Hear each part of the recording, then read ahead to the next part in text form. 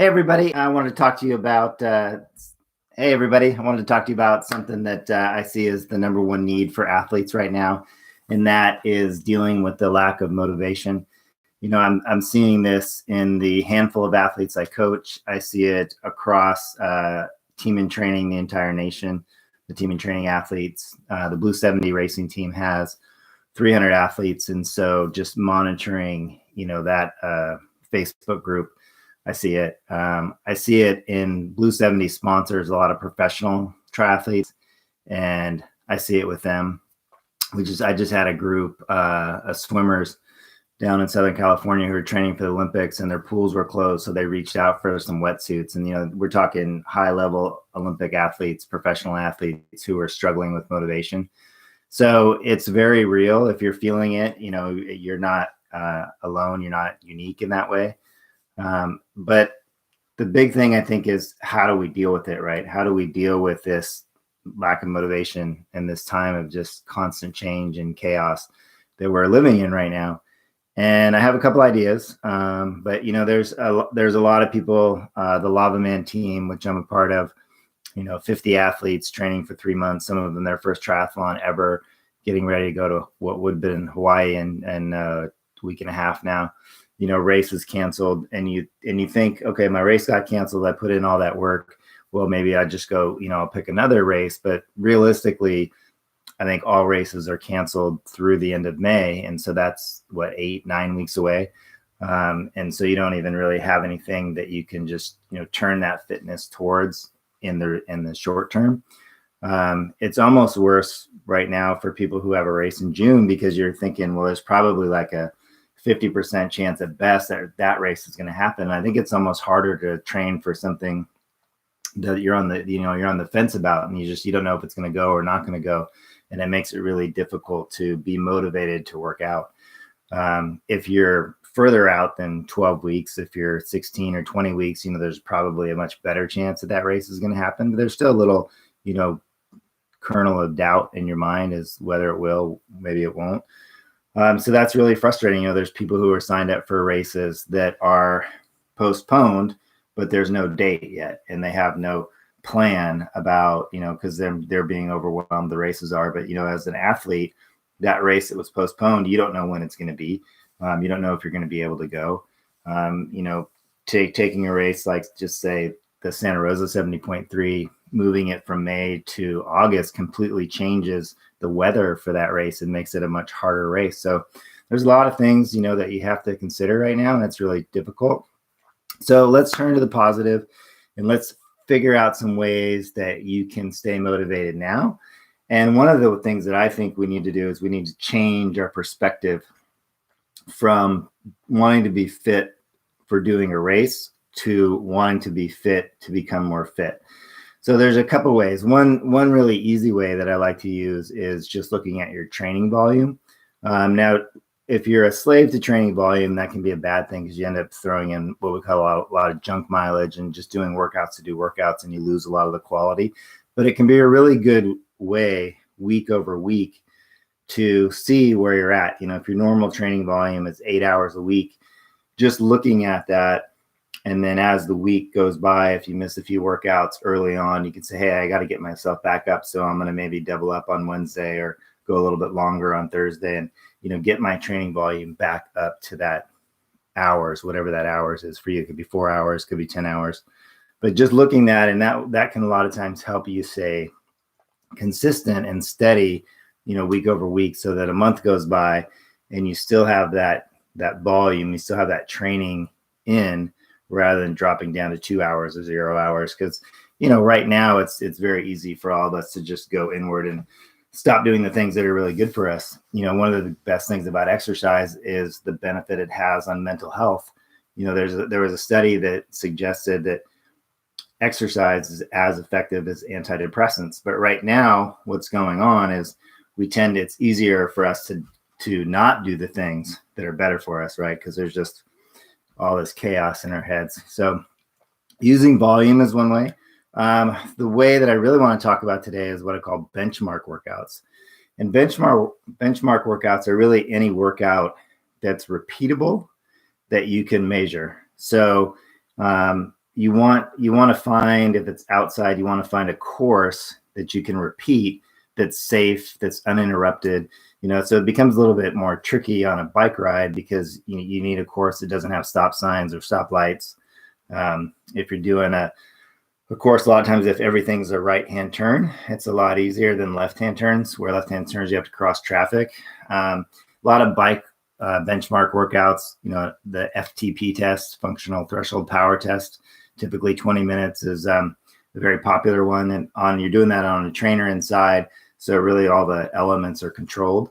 Outside, it can be a little bit tricky, even if you have the same course, maybe you have different conditions from one day to the next. But, the main thing is not to get too caught up in the fine details, but to find a workout that works for you. Running is a little bit easier. It's usually easier to find a 3-mile stretch of road or 5 or 10-mile trail stretch of road that's where you can do a workout uninterrupted.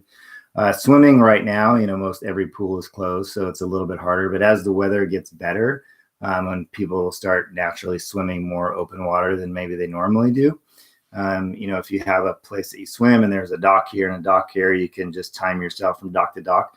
If you have a Garmin that does open water swimming metrics, then really you don't even need a point. You can just swim at an effort, hit the lap button, and then when you look at the data, you'll be able to see what your average swim pace is, per 100 yards.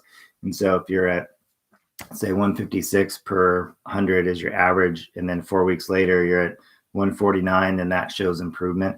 So a lot of times just having that benchmark that we establish gives ourselves something to compete against, so that we're competing against ourselves. So that if we do a benchmark, say we did one this weekend, and we know we're going to do another one 4 weeks away, and it's the same workout, then we now have that motivation built in, internally, to be like, hey, I want to do better than I did. Because I think we all have that motivation that says, I want to do better than I did. I really believe that for at least all the athletes that I coach, the vast majority of them are out there to compete against themselves. Very few of us are going to end up in the top 3 on the race, or maybe even the top 3 once in a while in our age group. But for the most part, we're just out there to create, goodness for ourselves and to compete against ourselves. And we know we enjoy exercise when it's done, mostly, but it's the getting started that can be the hardest part. So let's come up with some benchmark workouts, right? And the benchmark workout can change based on the distance of your race. If you're doing a sprint distance triathlon, or you're training for a 5K, then naturally your benchmark workout should be shorter. It should be a 2-mile run, or it could be like a 8-mile bike ride, even a 10-mile bike ride. If you're training for a half Ironman or an Ironman, and you have, say, a 20-mile stretch of road, here where we live in Seattle, there's Mercer Island has this really nice rolling, very safe, low traffic route that's 10 miles in one direction, one stop sign, you turn around at it, come back. So it's a nice out and back. And so you could either do that as a 10-mile, where your intensity is going to be higher, or you could do it as a 20-mile benchmark workout and your intensity would be lower, but that might be more representative if you're training for, say, a 70.3 or an Ironman race, right? So we need to figure out what your goals are, what type of benchmark workout you can use to help motivate yourself that will move you forward to that. It's just like racing. If you have a race out there and it's a very important big race, it's always great to have a race 8, 10, 12 weeks before that race, just because then instead of waiting 3 or 6 months for your A race, you have this sub race that you're really keyed off of that's going to move you towards your A race, right? If you're doing a half Ironman and you have the ability to do an Olympic distance triathlon 8 weeks before, it's fantastic, because you're going to build up to that Olympic distance. You're going to be in phenomenal shape, and that's going to help motivate you and push you towards that half Ironman. Same thing if you're doing an Ironman. It's always great to do a half Ironman 10 to 12 weeks before, leading up to that Ironman, because it gives you that extra motivation and it gives you something more to train for. It's also a great time to practice all of your nutrition, your race plan. So there's a ton of benefits to doing that. But in the benchmark workouts, we can do the same thing, right? We can set up these workouts every 4 to 7 weeks, depending, how much you want to do it. Right now, I would probably go on the shorter side, because I think we need to create more motivation right now. So if we did it every 4 weeks, then you do it. You have 2-3 weeks to really go after your training because you want to improve, and then you test again on week 4, right? So ton of options. Maybe the downside of benchmark workouts is it's only limited to your imagination. A lot of times, take a look at the routes that you have available. If you have an 8-mile stretch of road that's uninterrupted and that's safe for cycling, maybe you do an 8-mile benchmark bike ride, or you do a 16-mile by doing it out and back. If there's a section of trail that's a road that's close to you to run on, that's safe. Here at Green Lake, I have a 5K loop that goes on the outside that I've used as a benchmark workout for years. And, there are some driveways, but usually the driveways, the cars always give the runner the right of way, and you don't have to cross any major intersections. There is one stoplight. And so what I do is I start on one side of the stoplight and then I finish on the other side of the stoplight.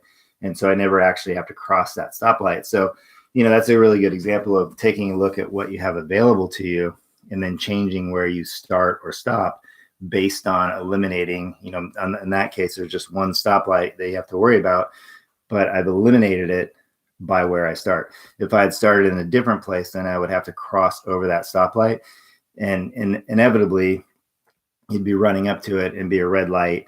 And if you ran through that, you'd be putting your safety at jeopardy. So we want to think about those things. We want it to be safe. We want it to be repeatable.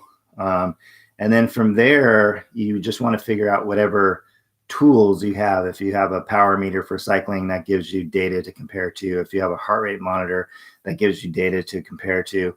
For any of these, whether it's swimming, biking, or running, you'll always have your perceived exertion. So when you get done, make some notes about how that felt so that you can go back and you can see. Maybe, let's say if you only have perceived exertion, you probably also should have time, just even with the basic watch.